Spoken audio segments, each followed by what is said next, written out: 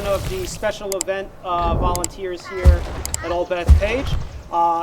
In my day job, though, I'm a history teacher at Kellenberg Memorial High School, and I've been a Civil War reenactor for 21 years, so they pull me out here at the village every once in a while to do some special programs and to talk about the various different histories and things. So what we're going to do today is we're going to talk about the history of Uncle Sam, and if you notice, I don't really kind of look the way you think Uncle Sam would look, and that's because in the 19th century, the target time period of Old Bethpage Village, he wasn't entirely really in that image or manner yet established in the way that we think of him, which is more of a 20th century image. So what I'm going to do today is give you guys a basic background. When we're done, if you'd like to come up and look at some of the different images of him over time that we have here, you can check him out. All right. But one of the things that I wanted to start with was that in America we have a lot of symbols and we have a lot of imagery. Right? We're always looking for something that we can connect to. And one of those things, of course, is the American flag. All right, but we like to have like almost like a relative or a pet or something like that. So does anybody know what one of the earliest images in American history, what we had that represented the country, what it actually was? That Benjamin Franklin actually created back long before the American Revolution. Does anybody know? Have you ever guys seen a yellow flag with a rattlesnake on it?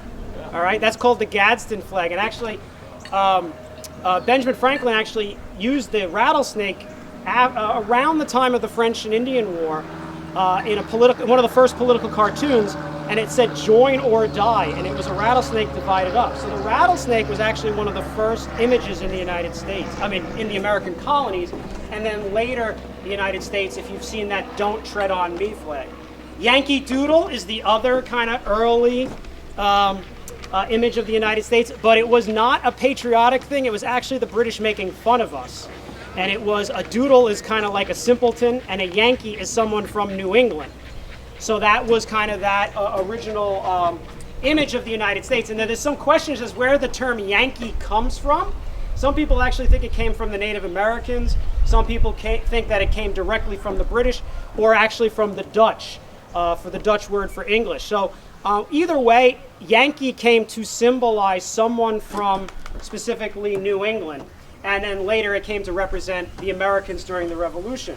After the American Revolution, we have the bald eagle, right? Although, does anybody know what Benjamin Franklin actually proposed before the bald eagle? Turkey. It was actually the turkey, because he says the turkey was actually a Native American animal. All right, but then we went towards the eagle. The other image of the 19th century is that of Columbia. And Columbia with a U, not Columbia with an O. Columbia with an O is the country. Columbia with the U is a lady. It's Lady Liberty. She comes to represent the United States, the young America. You may also see her, she comes from, some depictions, she's an Indian princess, actually. And in some depictions, she looks more like Minerva from Rome or Athena from Greece. And if you think about it, it makes sense, because America is a what form of government? Republic. A republic or a democracy, depending upon which political bent you kind of have. All right, and those come to represent the young United States. And Lady Columbia will be here later. Right, we will see her later. I was a little late. Am I starting over? I'm going to start over, Miss Trudy. No. Where does Uncle Sam come from, though? Uncle Sam comes from, we believe, early on there was a character called Brother Jonathan, and Brother Jonathan was a New England farmer or merchant, and he came to represent the simple people of New England.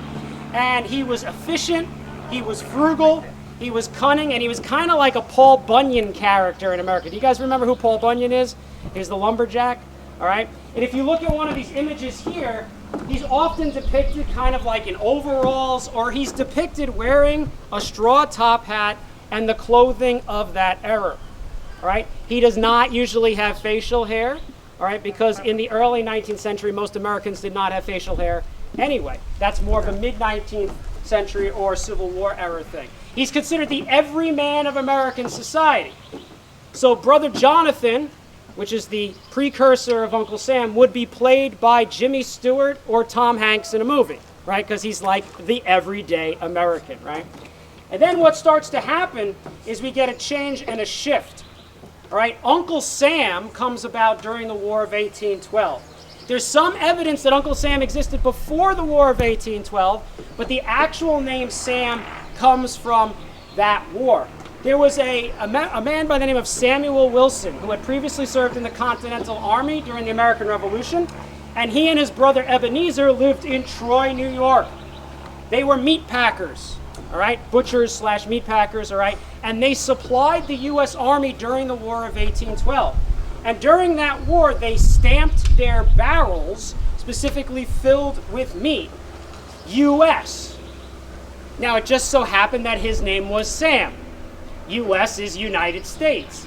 But somewhere along the line, a number of the soldiers and Americans started referring to him as Uncle Sam. Uncle Sam, U.S. Kind of like Ulysses S. Grant, U.S. So it just kind of worked itself out.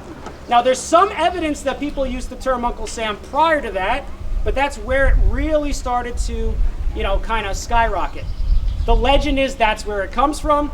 The U.S. government supports that legend because in 1961, they said they recognized him as the official father of Uncle Sam. All right? And if you go online, you can actually look him up and you can find his picture. All right? In the 1840s and 1850s, as America expands, we start to see the image being used a lot more frequently. But they're also still using the terminology Brother Jonathan too. So they both kind of mean the same thing. But Brother Jonathan is more of a state level, local level, northern thing. Uncle Sam starts to become more of a national thing. And actually, there's a quote I found from the late 19th century that says, "When we meet him in politics, we call him Uncle Sam. When we see him in society, we call him Brother Jonathan." So it's kind of like, local versus national. Now, Civil War becomes the big thing that changes all this. And you start to see this transition of Brother Jonathan to Uncle Sam. Still, no facial hair. Still, though, you see a top hat. You see a long frock coat. You see a waistcoat.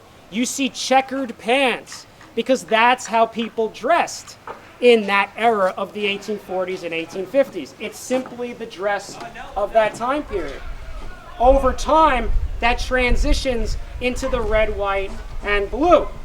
He looks a lot like a Bowery boy, like somebody from Gangs of New York, to be perfectly honest, and he's a little bit edgy too. He's not like this doting older father figure. He's young, he's kind of tough. The Civil War comes along and the image starts to change because we need an image for the Union while the war is being fought. So along with Lady Columbia, we start to see Uncle Sam. Again, not in the way that you would normally see him. He's anti-traitor. He's anti-secession. I have images of him choking the snake of secession. There's an image of him cutting down the tree of secession. I didn't print it out, but there's actually an image of him hanging a Confederate from a tree. That's pretty edgy, right? So, the reality is Uncle Sam is defending the Union against the rebellion. Sometimes he's shown holding a rifle or a sword. There's actually an image of him shooting at Confederates that you can see online. So that starts to change it, but then they start to add the whiskers. They start to add the whiskers because who had whiskers during the Civil War? Who was the national figure? President Lincoln. Lincoln dies. Lincoln is martyred. Uncle Sam, after the Civil War, starts to look more like Lincoln so that you keep that image of Abraham Lincoln alive. When we get to the post-Civil War era, Thomas Nast, the famous cartoonist who was a German immigrant, who is known for making the image of Santa Claus popular in the United States, is also known for making the image of Uncle Sam popular in the United States. So by the time you get to 1876, which is the centennial of America, 100 years, Uncle Sam is in. And Uncle Sam looks still a lot more like we think of in the 20th century. Still not complete, though. One of the other things we have to understand is that America is becoming more mature. We're expanding. And after the 1870s, the 1880s, 1890s, we're in the age of imperialism. And England has an image of John Bull. France has an image. Germany has an image of like the Kaiser with the Pickelhaube. We need an image to counter that when we're looking out to the rest of the world. And so when we fight the Spanish-American War in 1898, there are images of Uncle Sam holding a Winchester rifle, standing in Cuba, defending the Cuban rebels against the Spanish. So it starts to change, and Uncle Sam now starts to look like that older man. Right? If you go to the Carousel of Progress in Disney World, there's actually a nod to Uncle Sam, because there's the crotchety uncle that's like sitting in the bathtub, and I think it's the turn of the century, and they're all dressing up for the 4th of July. He looks like the more modern Uncle Sam, because now we're getting there, which brings us to World War I, because that's where we get the image of the modern Uncle Sam. If you look here, the I want you image, the image of him pointing at you, which was actually stolen from a British World War I recruiting poster of Kitchener, the general, Lord Kitchener, pointing at the British. We took it and then we said, oh, Uncle Sam, right? And that image was created by James Montgomery Flagg in 1917. 1 million were printed of that poster. So that started to become the image that we see. And by the time we get to World War II, the image is cemented in American society. After World War II, you could probably also thank Norman Rockwell, right, the great American illustrator, for also adding to that too. And during World War II, Uncle Sam's image is everywhere, holding a flag, leading the charge, rolling up his sleeves after Pearl Harbor, all right, wanting revenge for the attack at Pearl Harbor. And Uncle Sam is in the war effort, all right, on the home front in order to sell the war. And so we then get to the post-war era, all right? And then in 1976, which some of you may remember with the bicentennial, again, he comes back, all right? His popularity, but now he's that older gentleman, that wise uncle that you have. And so what's interesting is that over time, his image has changed, because just like anything in America, images change, right? We always kind of want that image other than just the flag, something we can relate to. And an older uncle is somebody we can relate to.